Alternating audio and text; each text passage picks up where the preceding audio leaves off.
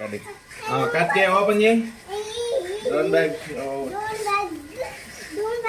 Okay.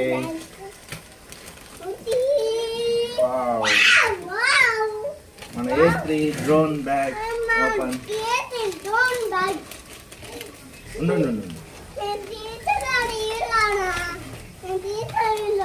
Wow super ఉంది.